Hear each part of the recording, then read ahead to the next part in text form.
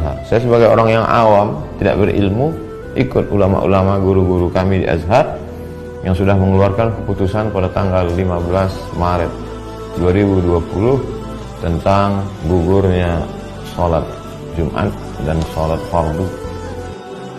Himbauan dari pemerintah untuk kita tidak mendatangi atau mengadakan acara-acara yang berkerumunan manusia yang banyak,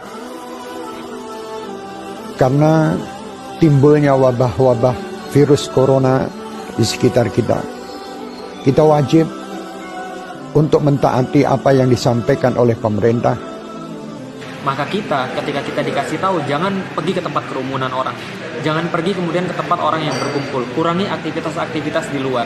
Perbanyak kemudian aktivitas-aktivitas yang social distancing dan seterusnya. Termasuk, misalnya contoh, sholat di rumah untuk sementara waktu.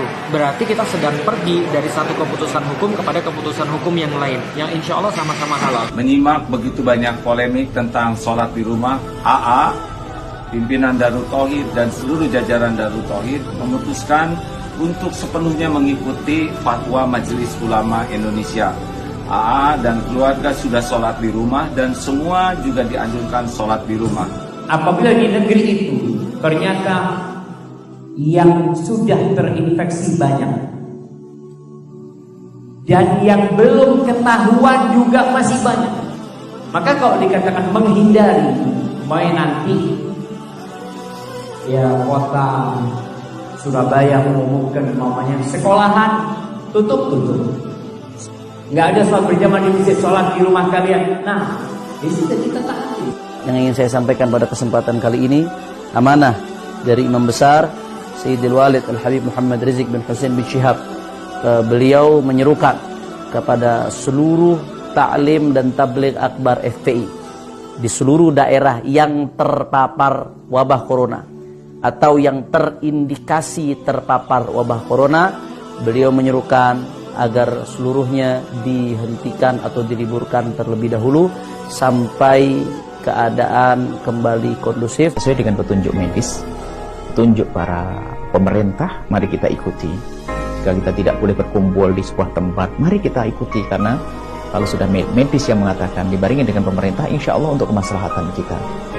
Jangan lagi mengadakan kumpul-kumpul untuk sholat berjamaah di masjid maupun sholat Jumat, karena penyebaran virus COVID-19, virus corona itu tidak kebanyakan kasus orang yang mengidap virus corona tidak menunjukkan gejala apapun.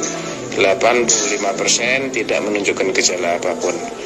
Dan kondisi sudah dia nyatakan sebagai pandemi global, dan itu adalah penyebaran penyakit yang paling dahsyat.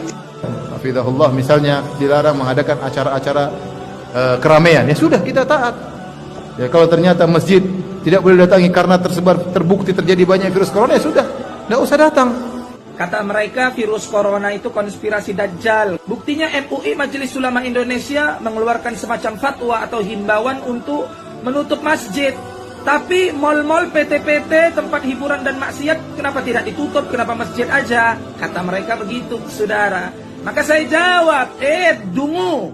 Sejak kapan Majelis Ulama Indonesia MUI mempunyai wewenang untuk menutup PT atau menutup mal-mal atau tempat hiburan? Sejak kapan?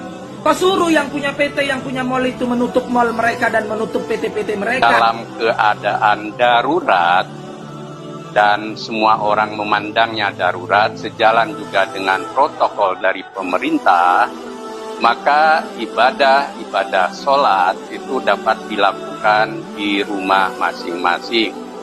Termasuk untuk sholat Jumat bisa diganti dengan sholat zuhur.